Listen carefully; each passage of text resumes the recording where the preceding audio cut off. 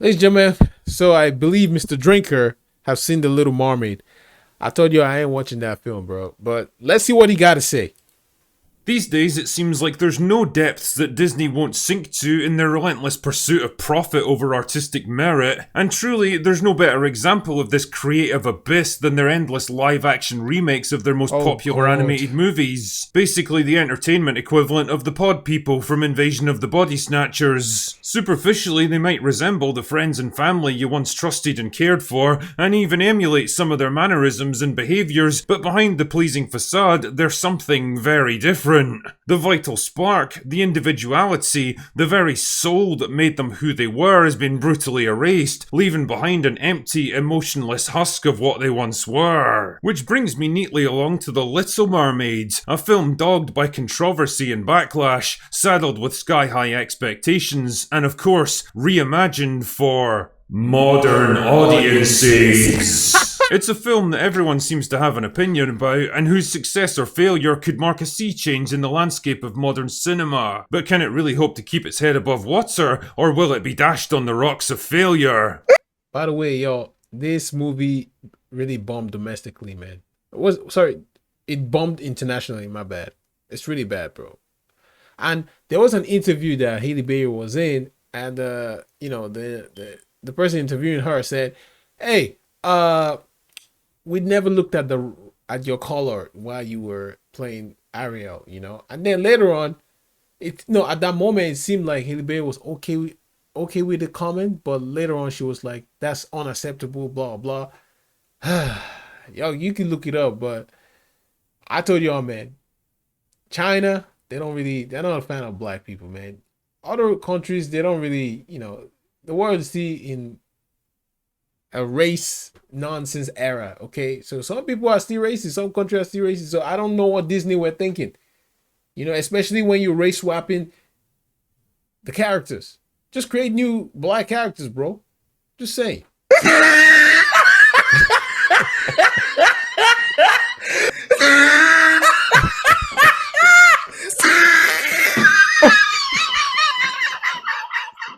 The Little Mermaid is basically a case study in why live action remakes of beloved animated movies are a fucking terrible idea. It's slow paced, bloated with nearly an hour of unnecessary padding, filled with dogshit CGI that looks like it was rendered on a PlayStation 3, populated with veteran actors that look embarrassed just to be in it, or bad actors that look excited to be in anything, a soundtrack that's an uncomfortable mix of tired rehashes of classic songs and gratingly awful new ones, and of course, awkward reworking of iconic moments to make sure the film adheres to the message.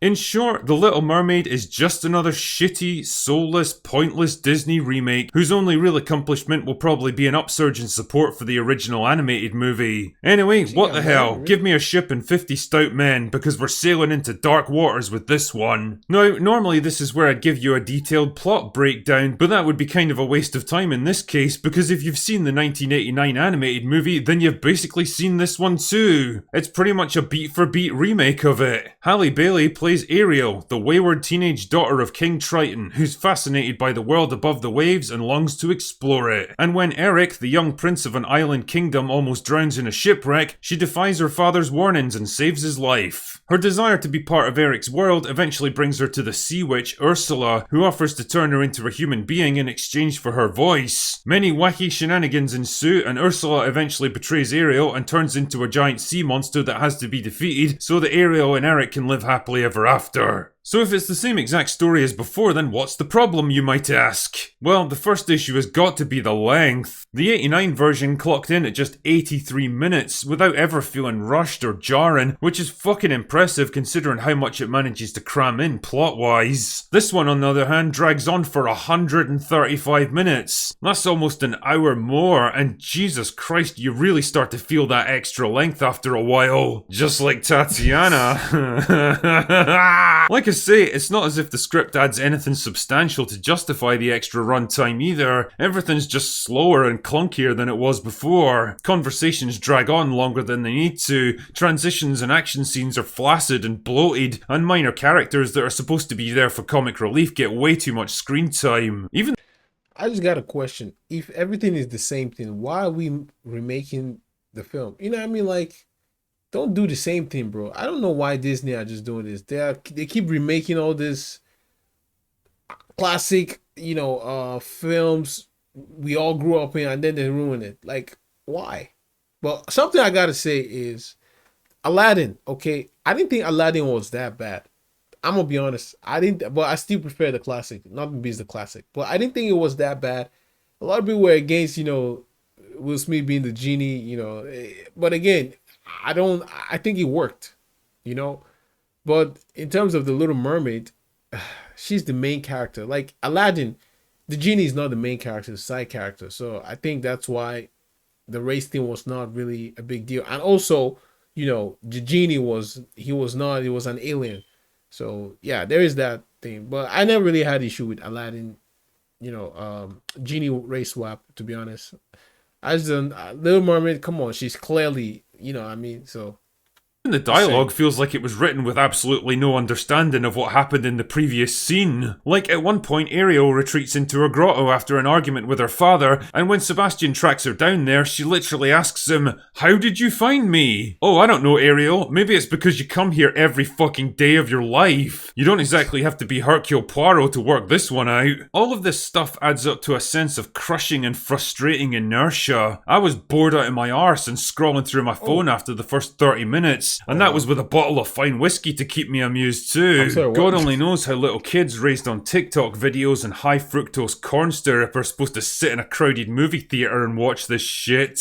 The second issue is the visuals. There's no easy way of saying this. This movie looks like dog shit. I've coughed up things that are more aesthetically pleasing than this movie. The vibrant and colourful underwater world of the animated film has become a dark, dreary, badly rendered hellscape here, and the occasional flashes of garish colour only serve to emphasise how fucking gloomy and depressing the rest of it is. The CGI is also some of the worst I've seen in any mainstream movie ever. Well, the fact that they're comparing that CG to Aquaman, and people like Grace Randolph, she said this is better than Aquaman. I'm like, what? Like, dude, how can you say such abomination?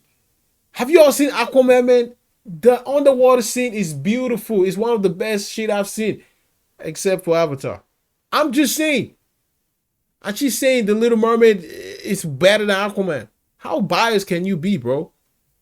Almost. All the mermaids move with this weird, jerky, unnatural motion. The fluidity and the graceful elegance of the animated film is nothing but a distant memory here. This looks exactly like what it is. A bunch of actors in mocap suits getting pulled around a giant green room. How did this cost $200 million? It's the same deal with the animal characters. Remember Flounder, Sebastian, and Scuttle from the '89 movie? Remember how expressive and charming they were because the animators didn't have to worry about rendering photorealistic animals with human behaviour? Well, forget about that, because now we've got Sebastian who looks just like an actual crab, or Flounder who's literally a fish that talks. And as for Scuttle, played by Aquafina... Are you listening to me? Yes. Tell me, who exactly thought it would be a good idea to cast an actress with the voice of a 70-year-old chain smoker in a role like this? Why is she talking like, yes, one of them white girls, how they talk. Spoiled white girls. Listening to her sing is the audio equivalent of having my ears raped by a dildo made out of broken glass. Remember my song in the swamp when I was like, wham, chicka, wham, wham, chicka, wham. The third issue is the performances. Let's be honest, Halle Bailey was always going to be a controversial choice for Ariel, and I can't shake the feeling it was done to send a message or tick a box rather than make a faithful adaptation of the source material, but whatever. I mean, you can tell that she's a professional singer because she nails all the musical numbers flawlessly, but as for her acting skills... well, she seems happy to be there at least. Prince Eric fits neatly into the mold of soft... I told y'all when I reacted to the clip, I said acting is not that good. Listen, y'all, like, when I watch something, I am not biased by no means, okay? I don't understand people in the comments. Y'all be roasting me, telling me I'm just a hater. I'm not a hater. I'm mature, if that's a word. I tell y'all the truth. I tell y'all if something was good or not. I'm not going to pretend, and say, oh, that was great because, I have to support it like some people do. I'm not that guy. meek, placid, ineffectual, and easily dominated modern Disney leading men, carefully constructed so as not to offend or threaten anyone in a modern audience. He's written without an ounce of agency, charisma, or self-confidence, and portrayed exactly the same way by an actor with all the magnetism and screen presence of Warwick Davis in the Willow TV show. Can't have those pesky men getting ideas above their stations, eh? Also, I've got to say that the unspecified island kingdom he belongs to is the kind of place that could only possibly spring from the mind of a modern Hollywood writer. Like, the general landscape and climate seem to suggest a vaguely Caribbean location, but most of the people who actually live there are white. The clothing, culture, and general technology levels are roughly in line with 18th century Europe, but the Queen of the Island and Eric's mother is black, and the Prime Minister is Pakistani. What the fuck even is this place? I love how no matter what historical era or location it's meant to be set in, every Disney movie seems to be more diverse than downtown Los Angeles. It's also nice to know that the film carefully obeys the golden rule of modern writing that no woman can ever possibly get rescued by a man. Like, remember in the finale of the 89 movie how Prince Eric bravely took control of the damaged ship and steered the prow right into Ursula's chest, just as she was about to kill Ariel, saving her life just like she saved his earlier? Well, those outdated ideas of heroic self-sacrifice have got no place in modern Disney movies, where women are all portrayed as unstoppable, all-conquering badasses, and men just need to step aside and make way for them. So naturally, Ariel takes control of the ship and saves the day instead, despite having absolutely no experience or understanding of sailing ships or how they function. Well, that's definitely shite. None of that matters though, because this strong, independent young woman doesn't need some clumsy man to help her. She can jolly well save herself, damn it. You know, I would genuinely love to know what these people think romance is supposed to look like in current year, because movies like this are actively killing the very concept of it. Weirdly, the best aspect of this film for me was Melissa McCarthy as Ursula, who's just as devious, manipulative, and delightfully malicious as she was in the original. She's evil and she fucking loves it. And when Melissa McCarthy is the best thing in your movie, you know you've got fucking problems. All of these issues add up to a depressingly pointless, cynically soulless kind of movie that's really just a longer, less colourful, and less entertaining rehash of the very thing it's trying so hard to milk for nostalgia. A film that fails to be either good or original, because the things it does that are halfway good aren't original, and the rare moments of originality aren't good. And despite all the controversies and debates around race and representation, The Little Mermaid's biggest problem is that, well, it's just a bit shit. Anyway, that's all I've got for today. Go away now. Yo, I'm gonna just say something before I end this video. You know, listen, if Disney want to expand and or diversify, right, they can do it. I'm not against that, bro. Like, we are not against the diversifying, like bringing more race to a film. But the problem is you're using this classic, iconic films that everybody grew up watching, and then you race swapping them. Like, bro, that's not what we want to see, bruh. Create new characters. Don't be lazy. I feel like the world is just so lazy right now. We don't invent nothing no more.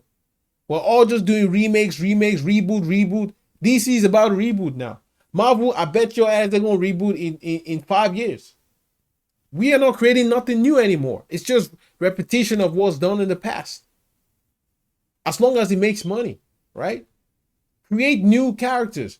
Look at the previous films that came out. Invincible. That was a new comic that came out.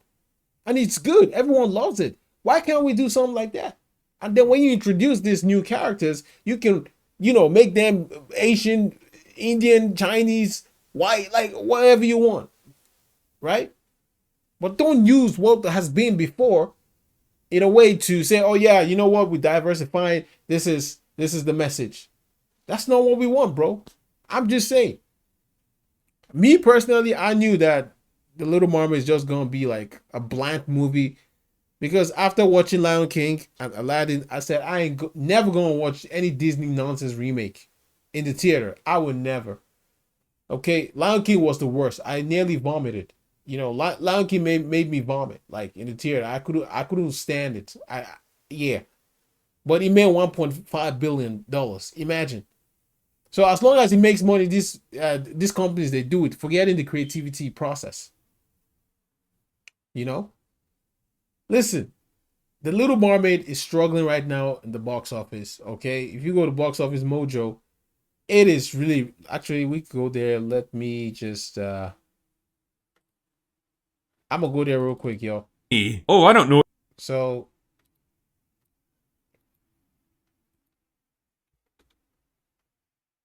I mean, this is just, it's just sad that this is the way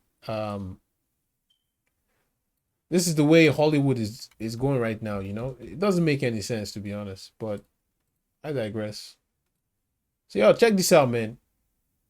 It is at 185 million worldwide, and this is as of, let me see here, should be as of Sunday, correct? This is really bad. This is poor, you know? This is really bad. Look at the international numbers. 68 million. I told y'all, man, most countries, they're not a fan of black people. And that's just facts. Or it could be that they don't like the fact that you race swap what they grew up watching. Okay? So it could be. It could be both. Right? Now, let's see Aladdin. Because y'all counseled Madame Mossad for speaking truth. Let's see what Aladdin got for us, man. Obviously, Aladdin, the reason why, look at that, the international numbers were actually good, and likewise the domestic. Okay, so the reason why Aladdin worked internationally was because Will Smith actually built himself on an international scale. You know, nobody knows Haley Bailey. it's just fact. No, who knows Haley Bailey, bro? Like, she's an upcoming actor. No disrespect to her, but she's not that well known, and none of the actors are really known. You know, so yeah, I think Little Mermaid is a huge flop for Disney, to be honest. I mean, even the domestic, it's quite impressive, but still not enough, bro. I mean, the international is just like, bruh. They're gonna make their money back. I believe they'll make their money back. If it's 200 million, they just need to make like 500 million or 600 to make actual profits. Well, I don't know if it's gonna reach $1 billion. I doubt it, man. It's not gonna reach $1 billion, especially with those international numbers. Hell no. Anyways, you guys enjoyed this reaction, give it a thumbs up. I'll see you guys next time. Take it easy. Bars love the game, Pete.